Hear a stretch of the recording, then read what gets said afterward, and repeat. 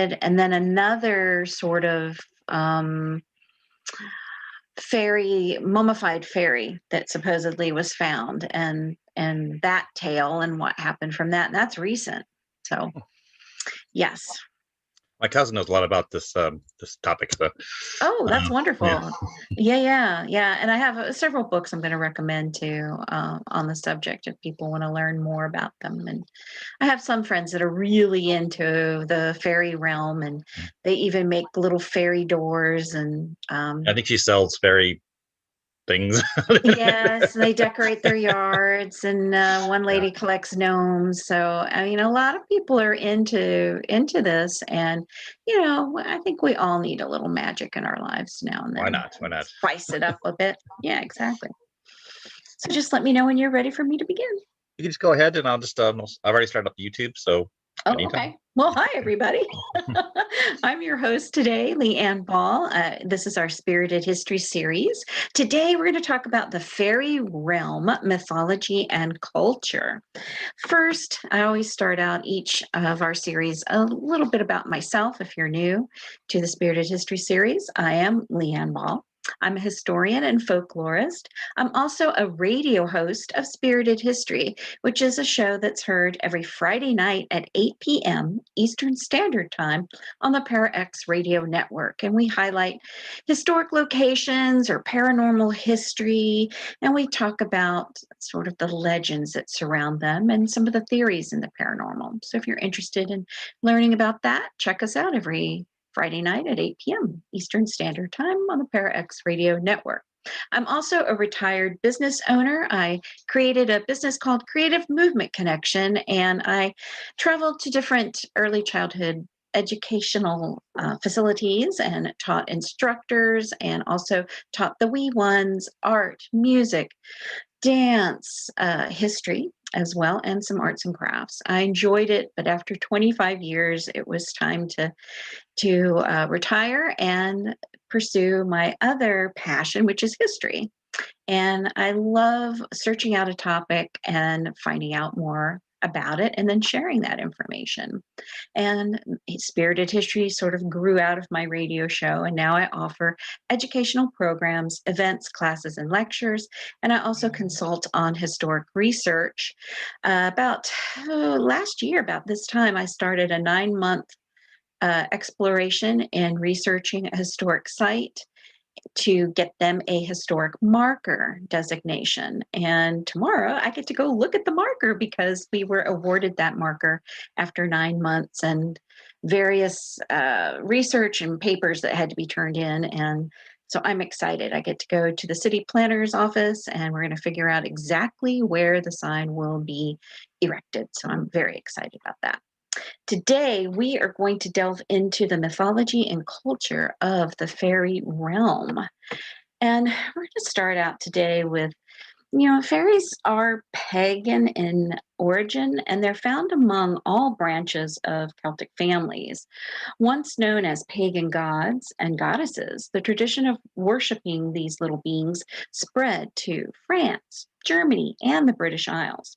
The Welsh peoples originally worked with a matriarchal society. They worshipped the mother goddess, and they called fairies the mothers. Hence, fairyland was always the land of women, and fairies often were depicted as such. Fairies are so prevalent in mythical culture that it's natural to wonder, where did these little beings come from? Different societies have come up with different explanations as to the origins of the little people. The Irish believe that the fairies are a previously conquered society, people of the goddess Diana, who were driven into hiding when the Celts invaded Ireland.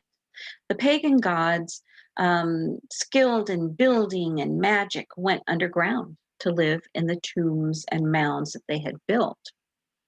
Hidden from sight, they grew smaller in popular imagination until they turned into fairies. Other cultures believe that fairies are the souls of the dead, people not good enough to enter heaven, yet not bad enough to enter hell. So they're kind of in a purgatory. They wander the Netherland in between and are occasionally seen by humans. Among a similar theme, fairies are also believed to be angels that have been cast out of heaven. Some fell into the sea, some onto the land, where they would do no harm if they're left alone.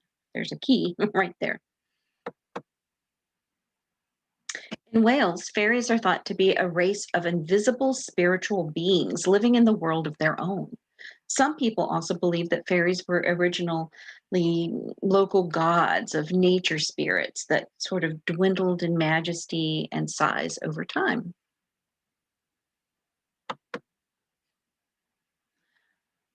A fairy is a tiny being with wings, such as beautiful butterfly wings or dragonfly wings, and they sort of resemble a real person. Some say this notion of little winged fairies was literally an embellishment from the Victorian period.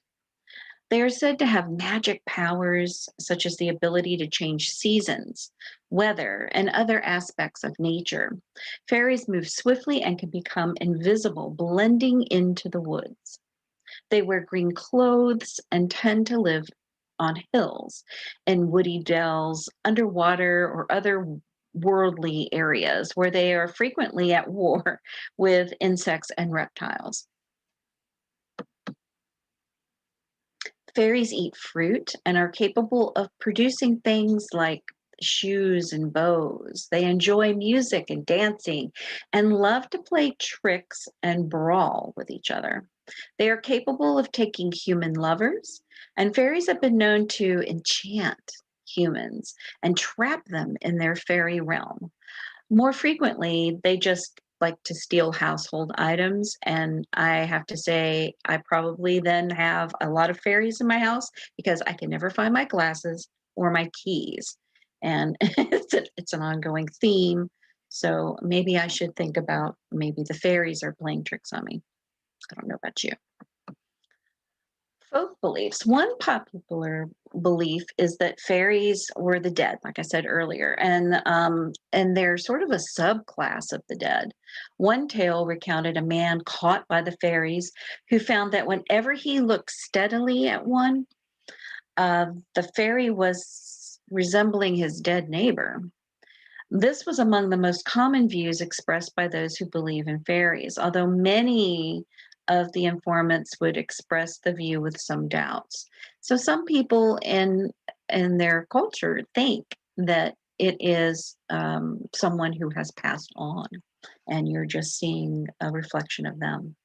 Regardless, as with most of the magical imagined world, they change. Folktale songs change with telling, they grow, they shrink, and they become richer in time. And I equate that to sort of the fish tale, the tall tale of the fish you caught. It may be a little minnow, and then 2 years later, it's this giant hawking swordfish that you caught. So they ebb and flow. And you may find different versions of the same tale in different cultures. All the following beings exist in the fairy realm: elves, pixies, brownies, gnomes, sprites, leprechauns, goblins, trolls, dwarves, ogres, etc. And we're going to go into some of these subclasses and give you a little more information on each. The Irish still say that fairies live in a pagan she, which is a burial mound and barrow graves, several hundred of which still stand in the Irish countryside today. Fairies are thought to have a connection with the Deadlands and also heaven. So they are the conduit between the two. They have the ability to freely weave in and out of the heavens, the earth, and the underworld. Fairies are still thought to come out of their hills, or fairy hills, uh, during Samhain, or what we call equate to Halloween. And a lot of these she's are very protected. Roads even will go around them. They are protected. Trees aren't even pruned, or bushes aren't even tended to, for fear of the retribution of the fairies. Fairies are also found in wooded groves, whether in hills or woods. They reside in the land of Tir na Nog, which is the land of eternal youth. Mortals cannot often see fairies because of this division of the worlds, but every now and then they get a little precious glimpse of them.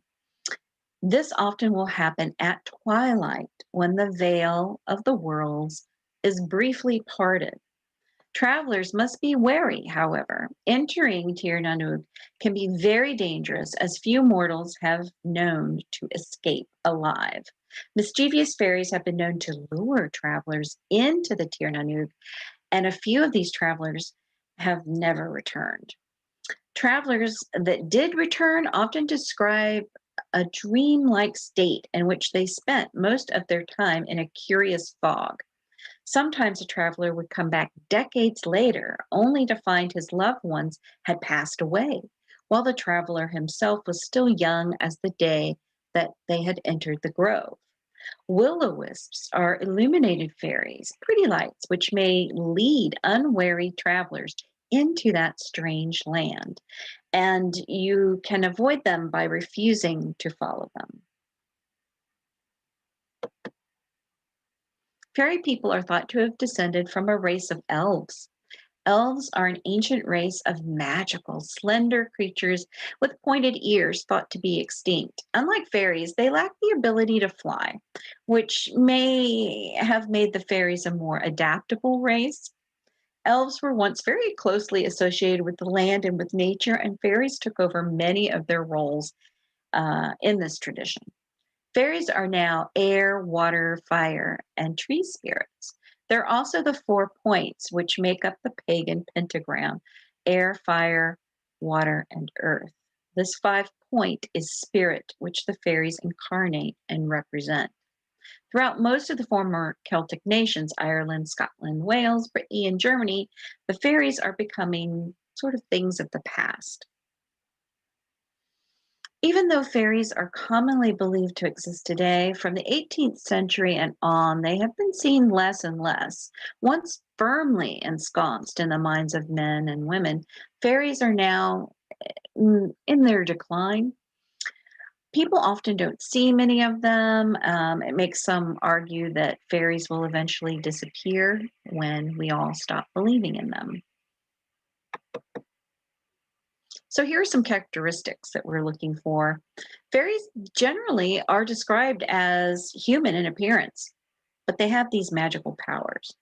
Their origins are less clear in folklore, and um, like I said, some think they're part of the dead. Some say they're maybe a form of a demon.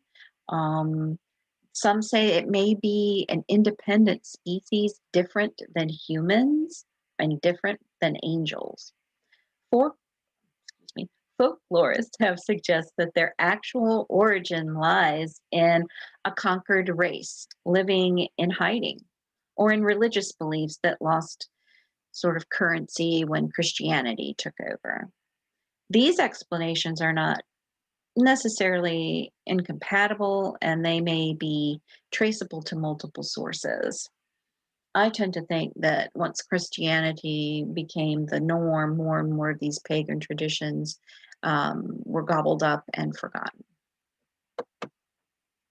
Much of the folklore about fairies revolves around protection from their malice. By such means as cold iron. Iron like, it's poison to fairies, and they'll not go near it.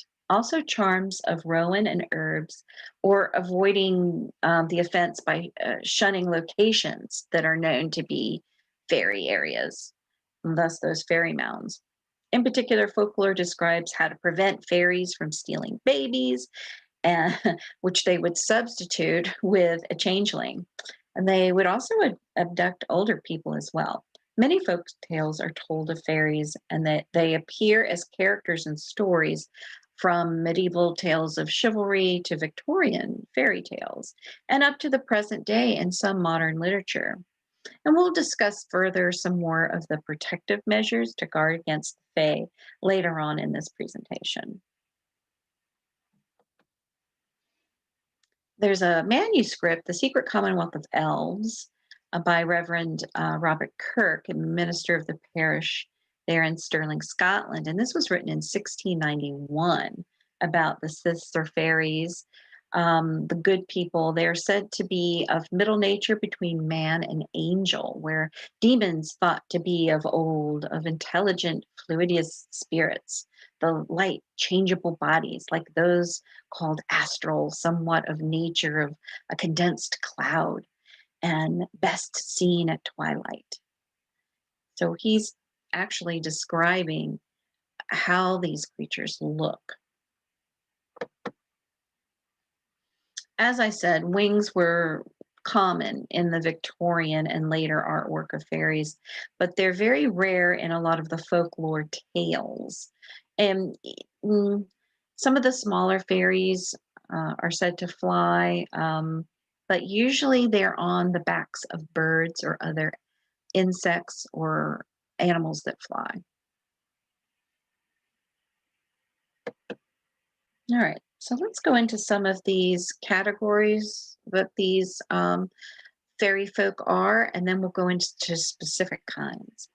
Elementals. There's another view that the fairies were an intelligent species, distinct from humans and angels. They were regarded as elementals, like gnomes or sylphs. And this is uncommon in folklore, but accounts describing fairies as spirits of the air have been very popular in describing them. Some say they're demoted angels, as I said earlier. One popular story held that the angels revolted. God ordered the gates shut, and those still in heaven remained angels, and those in hell became devils, and those caught in between became fairies. Others held that they had been thrown out of hell, of heaven, not being good enough, but they weren't quite evil enough to go into hell. And this may sort of explain the tradition that they had to pay that tithe to either heaven or hell. As fallen angels, they're not thought of quite as devils, but they could be seen as being subject to the devil. Um, and that's in Persian mythology, if you look into that. Demons. The next belief is that fairies are demons entirely. This belief really became popular with the growth of Puritanism. The hobgoblin, once a friendly household spirit, became a wicked goblin.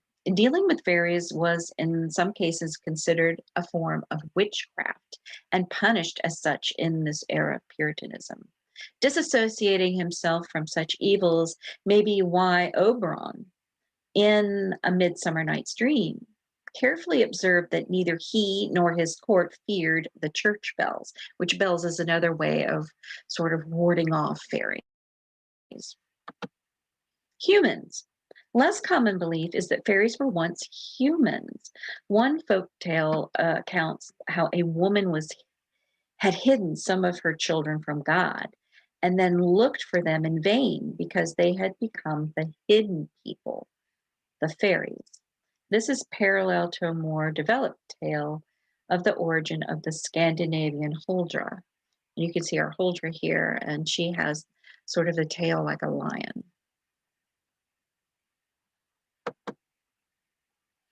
Babies' laughs.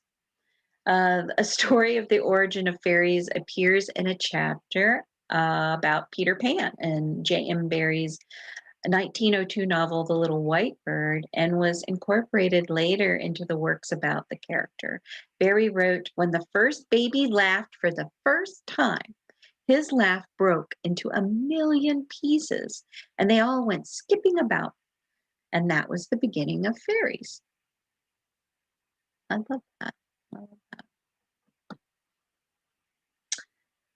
So I've made a reference to hidden people. One common theme around the Celtic nation describes the race of these small people who've been driven into hiding by invading humans. And they came to be seen as this other race or possibly spirits.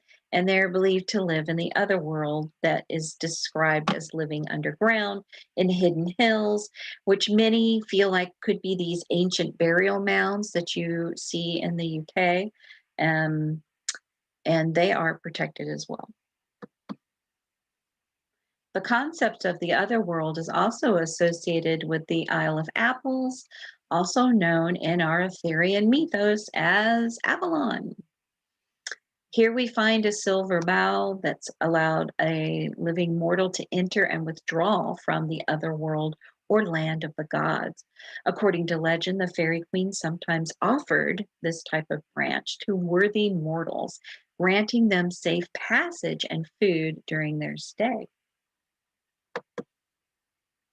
Some 19th century archaeologists thought they had found underground rooms on Orkney islands resembling sort of this elf land of Childe Roland. In popular folklore, flint arrowheads from the Stone Age were attributed to the fairies as elf shot. Fairies' fear of iron was attributed to the invaders having iron weapons, whereas the inhabitants only had flint and were therefore easily defeated in physical battle. Their green clothing and underground homes were credited to their need to hide and camouflage themselves from these hostile invading humans, and their use of magic, a necessary skill for combating those with superior weaponry.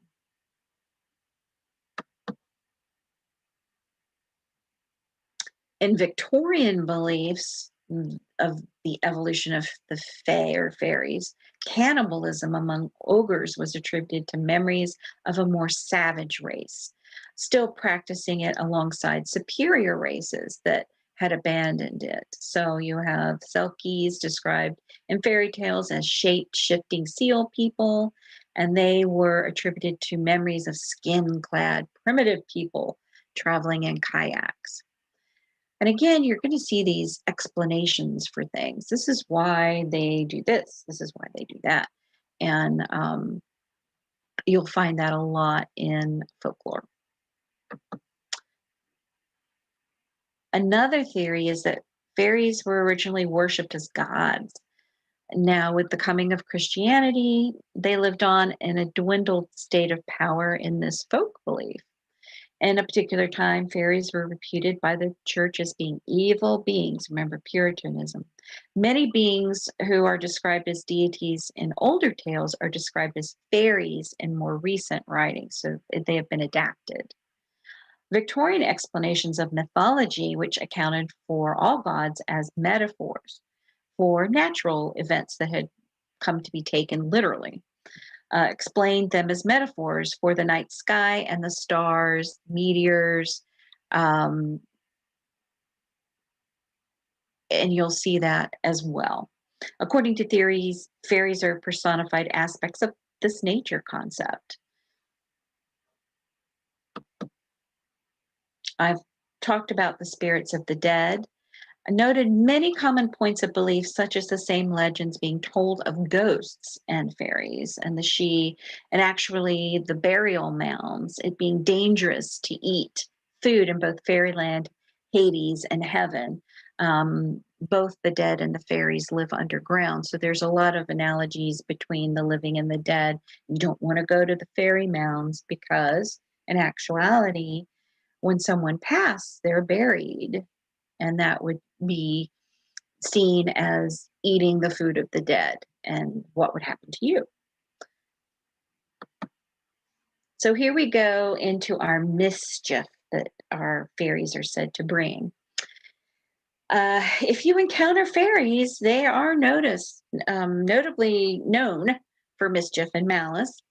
Some pranks ascribed to them could be elf locks, which is the tangling of your hair, especially when you sleep, stealing small items, or leading travelers astray. And some of that is generally harmless, but we're going to get into some others that uh, can actually cause a little more harm.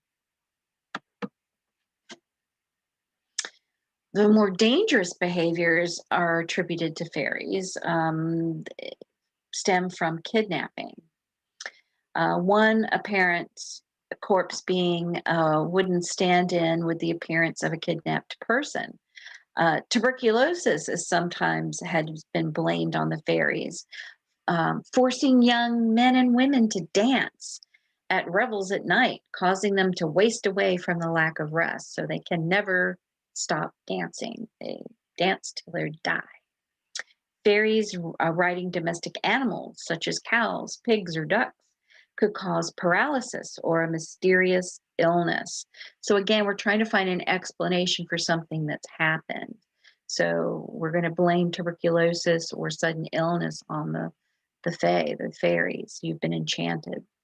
Or their baby not being who they think it is. Oh, it must be a changeling.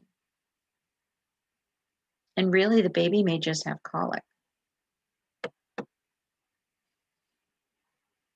As a consequence, practical considerations of fairies have normally been advice on averting them. You just don't want to go where they're said to be. In terms of protective charms, I had said earlier, cold iron is the most familiar. Some even carry a nail in their pocket to prevent fairies from carrying them away. Iron nails were sometimes sewn into the hems of children's clothing for that reason. A pair of iron shears hung on the wall near a baby's bed was said to prevent a child from being swapped by for a fairy baby or that changeling. Horseshoes could be nailed over doorposts. Some legends specify that the horseshoe should be placed on its side so that it makes a letter C, resembling that crescent moon, or it will not repel the fae.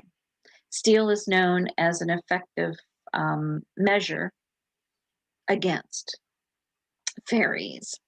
If a fairy is cut by steel or an iron blade, the wound won't heal.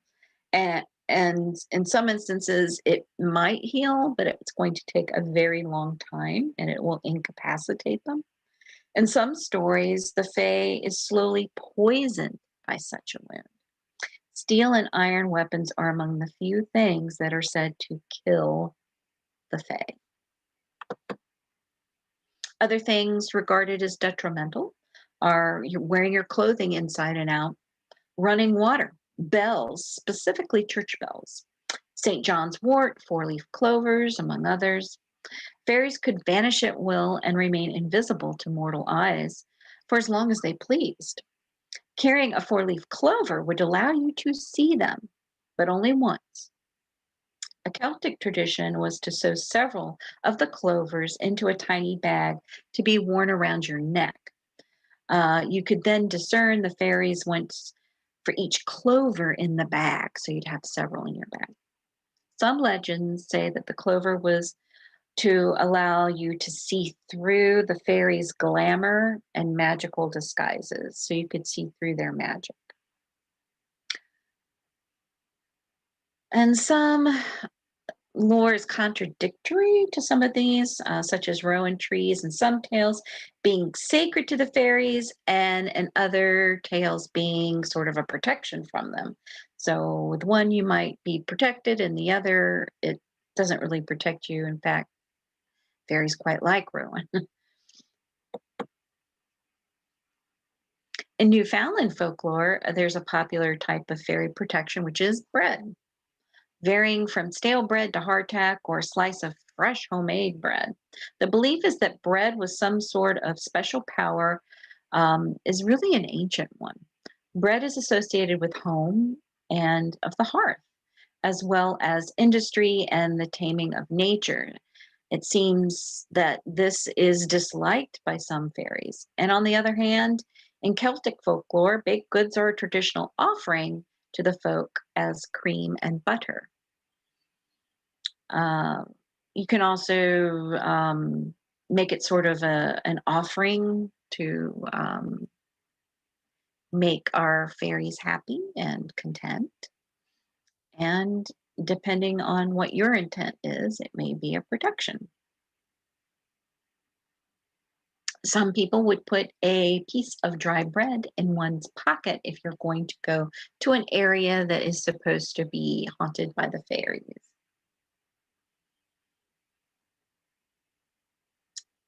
Okay. While many fairies will confuse travelers on the path, the will-o'-wisps can be avoided by not following it. Certain locations are known to be haunts of the fairies and are to be avoided. C.S. Lewis reported hearing of a cottage more feared for its reported fairies than its reported ghost. Digging into fairy hills was really unwise. Paths that fairies travel are also wise to avoid.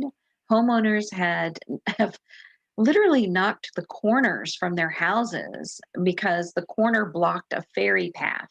Cottages have been built with the front and back doors still in line so that the owners could, if they had to, leave them both open and let the fairy troop go through at night to their fairy hill.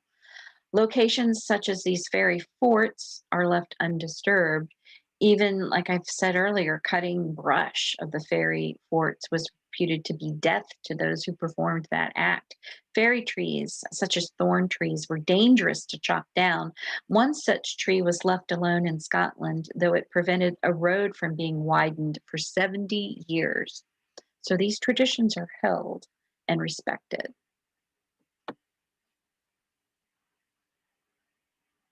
Good housekeeping could keep brownies from spiteful actions because if they did not think the house is clean enough, they would pinch people in their sleep. Such water hags as Peg Prowler and Jenny Greenteeth, prone to drowning people, could be avoided by avoiding bodies of water they were reported to inhabit. Other actions believed to offend fairies. Brownies were known to be driven off by being given cloth, though some folk tales recounted that they were offended by inferior quality of garments, and others merely stated that they delighted with the gift that they were left with. So if it was a nice piece of cloth, they loved it. Other brownies left household items or farms because they heard a complaint or a compliment. People who saw these fairies were advised not to look closely because they resented infringements on their privacy. So you really didn't want to offend them at all. Millers were thought by the Scots to be no canny, which was owning their ability to control the forces of nature, such as fire in the kiln, water in the burn, or for being able to set machinery a whirring. Superstitious communities sometimes believed that the miller must be in league with the fairies. In Scotland, fairies were often, like I've said earlier, mischievous and to be feared. No one dared to set foot in a mill or a kiln at night, as it was known that fairies brought their corn to be milled after dark. So long as the locals believed this, then the miller could sleep secure in the knowledge that his stores of grain would not be robbed. It's also believed that to know the name of a particular fairy could summon it to you and force it to its bidding.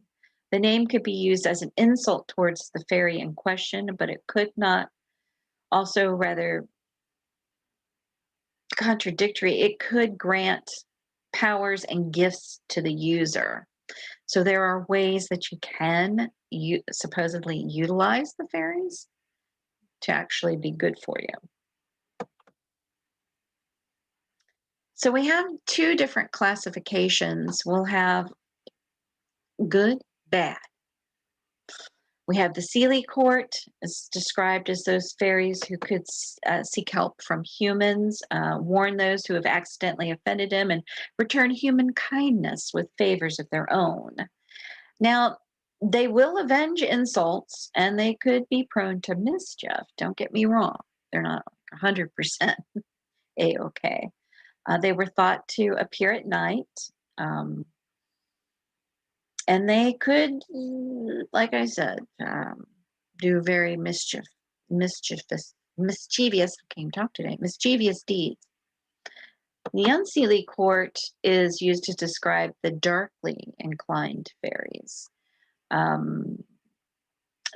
This division and distinction are those that are a little more dangerous to deal with and could really do some deadly harm. So let's talk about our trooping fairies. These fairies contain the hierarchy of the fairy world. They're known as trooping fairies because they travel along in processions. And trooping fairies could also include other fairies of lesser importance, um, but this is sort of the court fairies. So again, I can see that farmer having his front and back door open for these trooping fairies to make their procession safely to their fairy hill. They're domesticated. Some fairies generally function as pets or servants of the household they live in. And they can also be mischievous. Don't get me wrong.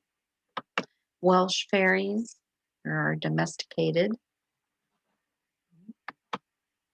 Welsh fairies are divided into five general types. They include elves, household spirits similar to brownies, hobgoblins, spirits of mines, lake maidens, and mountain spirits that resemble hags. The Alvin are water fairies found in ponds in the Netherlands. They do not have wings. They can, however, fly by being encased in bubbles, and then they travel by the wind.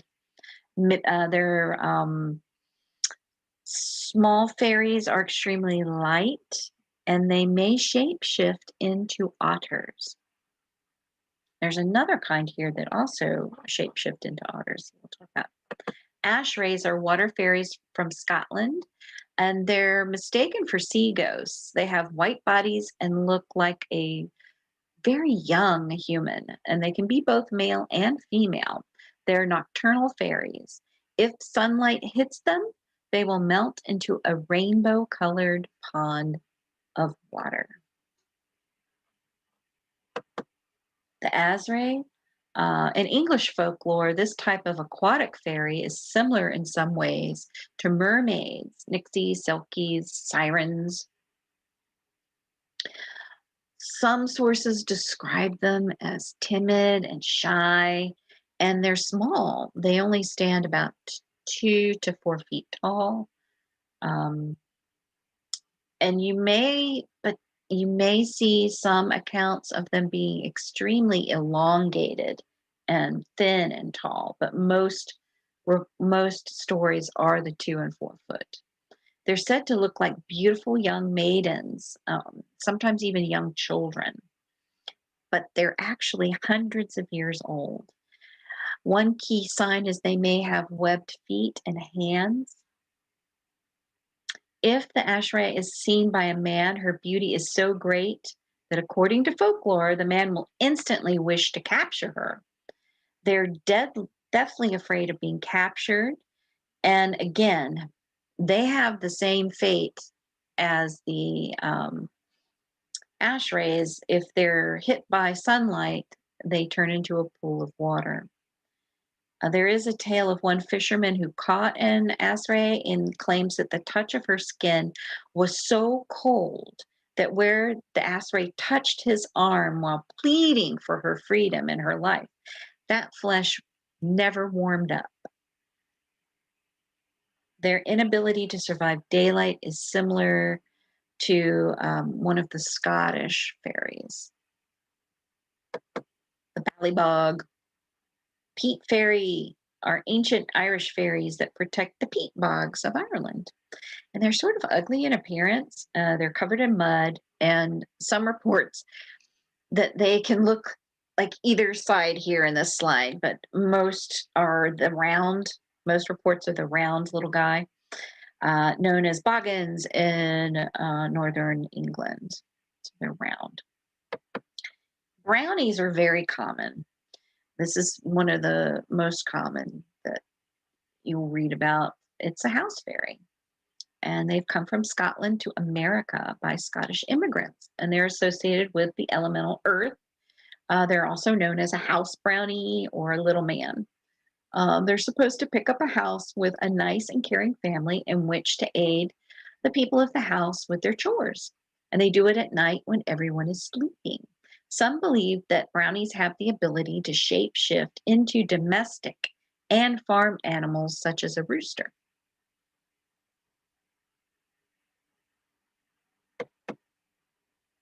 The Clururicon is a cousin of the leprechaun. who's usually dressed in red and guards the family wine cellar. They choose their family very wisely, and they pick a family who is ethical and kind to all life, and but they never choose a clergyman. Um, and they're prevalent in Italy. Look at that little guy. He's very happy guarding the family wine cellar. I see he's taking it to heart there, sharing a little bit of the wine. Divas, a type of fairy originating in Persia and Greece. These are small fairies, and they might appear as these really bright orbs of light. They live in nature and are one with Mother Nature. They're said to live in the woods in conjunction with natural vibrations around them. The dryad. This is a tree spirit found in old Celtic countries in Europe. The Celtic druids are said to have gotten their names from the dryads. Thought to be female fairies, they live in the highest boughs of the 13 Celtic sacred trees and said to have given their knowledge and secrets of magic to the druids.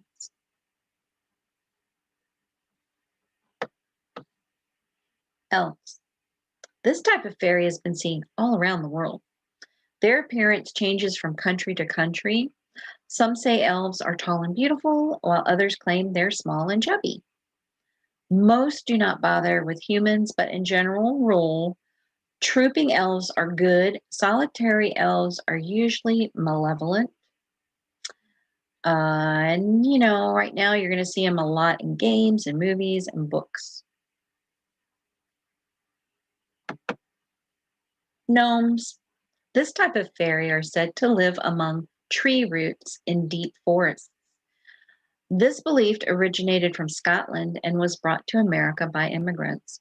They appear very old as they mature quickly, and they look very much like dwarfs. They usually wear a pointed red hat with green or blue colored clothing. Gnomes are actually included in elemental magic as a representation of the element of earth, and there are a type of elemental. Oh, I love this. The heather pixie or more sprites. This type of pixie fairy with beautiful, delicate, and translucent wings are seen in Scotland and England and live among the moors. And they love the heather and the moors. Irish seawater guardians. This type of fairy originated in the Isle of Man. Water guardian fairies are small in stature and they're sacred to the sea god Man. They're also said to be surrounded by a greenish blue light. They guard the Irish seas and are said to float on broken eggshells or surf on the Irish seas.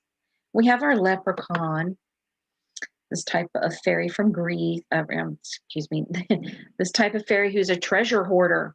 And they wear all green and they work on shoes.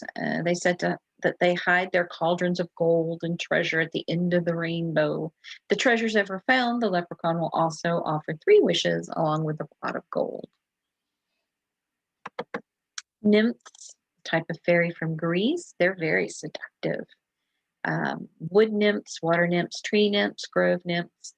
They have a reputation for being obsessed with sex. Hence the term someone is a nymphomaniac. Comes from nymph.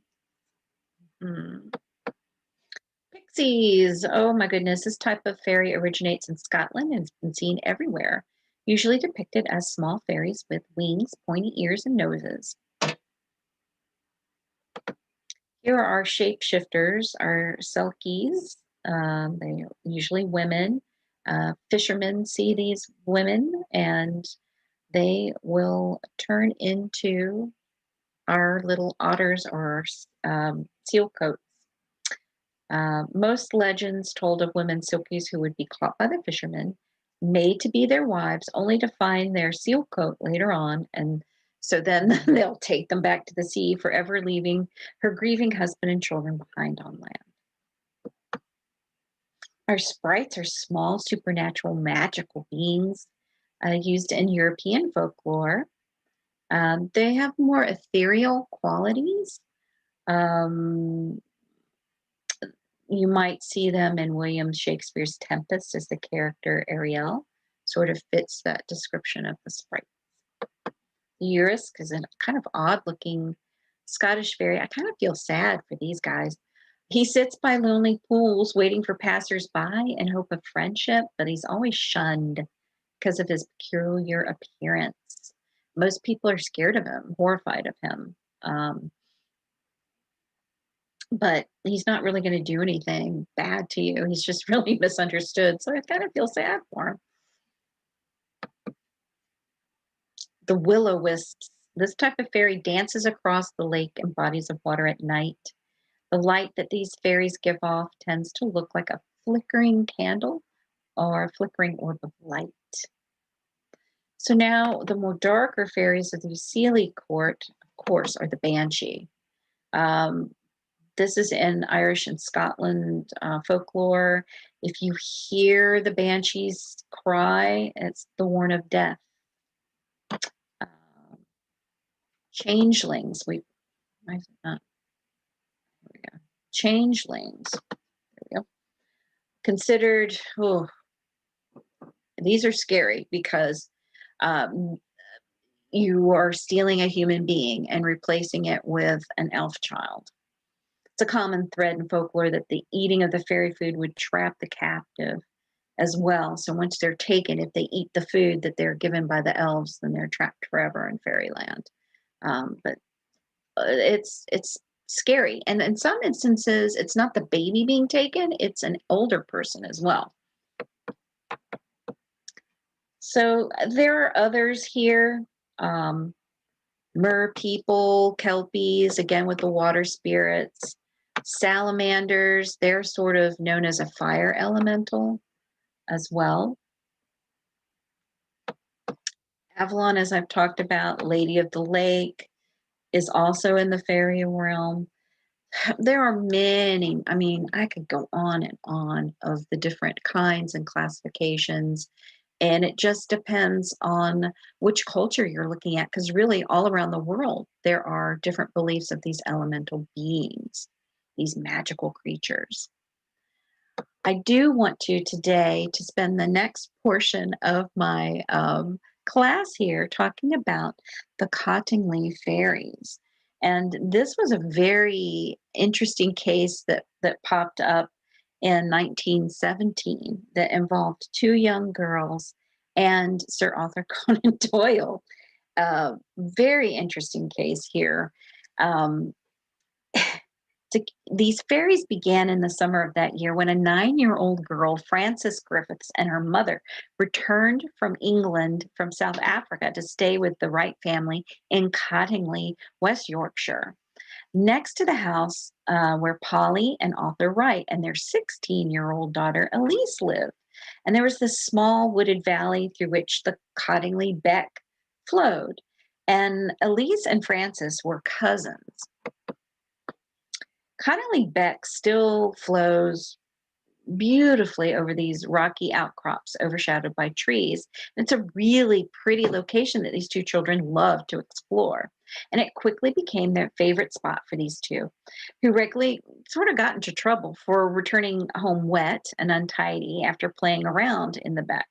When the girls were getting in trouble from staying out too late and getting their clothes wet, they would say they went to see the fairies. The families were kind of skeptical about the girls seeing fairies, so Elise borrowed her father's camera and took photos as proof of their beloved fairies. The girls went back within an hour with their proof. Elise's father, Arthur, was a keen amateur photographer, and with his own dark room and all the equipment, required to develop the plate that the girls had given them.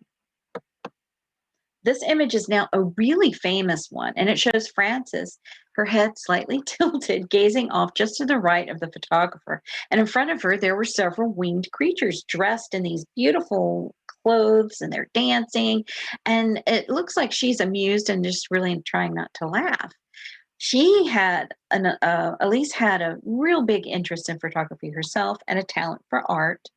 And she also had experience in retouching photographs. Author Wright was immediately suspicious of this. Even when the girls came back in September with an impressive plate showing Elise holding her hand to a gnome like winged creature, Author was still unconvinced. He knew the girls had been up to something, but he really wasn't sure how they had done it. Um, and it wasn't for many decades later that we would find out how they did this. Elise's mother, Polly, on the other hand, she was interested in the theosophical movement and took those photographs to one of her meetings in Bradford. And the lecture that night was appropriately on the fairy life, and the images to really caught their imagination and the enthusiasm of the supporters of that society and leading member Edward Gardner. Seizing an opportunity to promote the most spiritual message of the Theosophists, that humankind was undergoing a process of transformation that would lead eventually to the perfection of the species, Gardner claimed those two images were supernatural proof that this great metaphysical change was happening. So, photo one has Francis with the little winged creatures. And then photo two has Elise sort of playing and beckoning them and trying to get a little gnome up into her hand.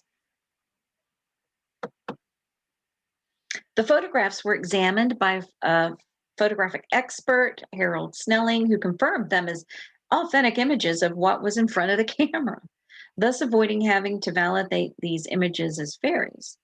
Gardner used the images in his lectures and also had prints created to sell afterwards. The images appeared in a spiritualist magazine where they caught the eye of no other than Sir Arthur Conan Doyle, a believer in spiritualism himself. He was about to write a piece on fairies for this Christmas edition of a magazine called The Strand and asked Arthur and Elise for permission to use these images. Conan Doyle published the photographs as proof of existence of fairies and gnomes, these mythical creatures he called dwellers at the border in his book, The Coming of the Fairies. Conan Doyle's add credibility to the matters. But here's the thing. During that time, he had also believed in Piltdown Man, which was a fake. He believed in these fairies, which turned out to be a fake. But he found this was all found out after his death. So during this time, many people were believing this truth. The Cottingley fairies were fakes. They were beautifully drawn images of fairies, probably created by Elise and staged and photographed by both girls.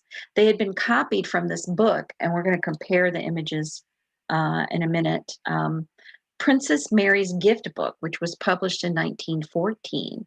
And it looks like they added wings to them and then held them upright with hat pins. And more images were taken in 1920 by the girls. You can see that. Here's another one. And this final one, which is the sun bath, fairies in their sun bath, it really has this sort of cocoon appearing in the middle of the grasses.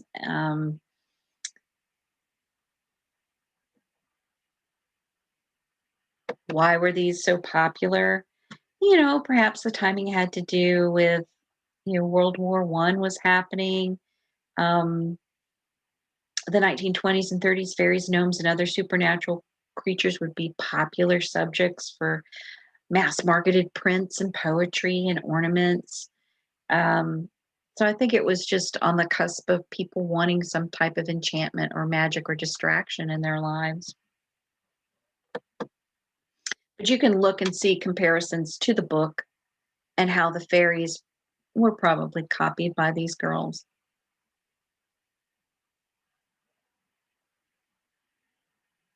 The cousins were still both alive in the 1980s, and finally, Elise confessed to the hoax in 1983 and said they were staged, and it sort of got out of hand. And, they didn't want to relinquish their story. She still maintained till the day she died that the last one here with the cocoon, showed real fairies and they were not fake.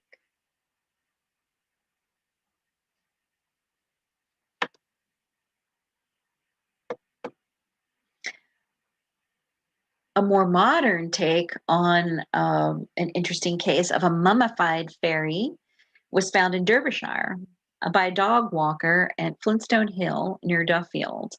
And this resident, Dan Baines, who consequently is a prop maker, posted an article, "Do Fairies Live at the Bottom of Your Garden?" And he made up this great backstory about this creature's discovery, along with several close up photographs, such as this one, with this detailed fairy figure. And it was a hoax. He printed this several days before April Fool's Day. And then on April Fool's Day, he then printed an article thanking people for their belief, but it was a hoax. He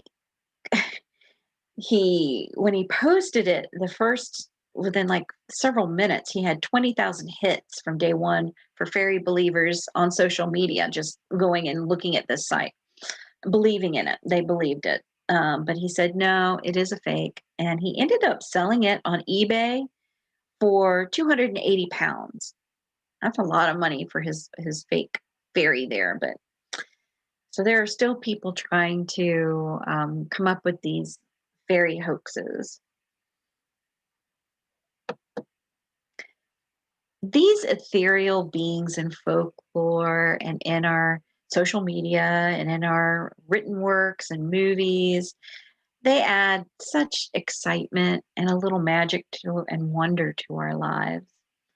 If you're interested in learning more about the fairies and maybe even how to make them part of your life, I recommend the following books: The Fairy Bible by Teresa More, Irish Tales of Fairies and the Ghost World by Jeremiah Curtin, and Fairy Magic, all about fairies and how to bring their magic into your life by Rosemary Ellen Guiley. These are three really good sources to check out. I want to thank you today for joining our Spirited History series on our folklore dealing with the fairies. I want to thank you so much for joining us. I have been your host, Leanne Ball. If you're interested in listening to my podcast, it's every Friday night at 8 p.m. Eastern Standard Time on the ParaX Radio Network. Thank you and goodbye. Thank you, Leanne.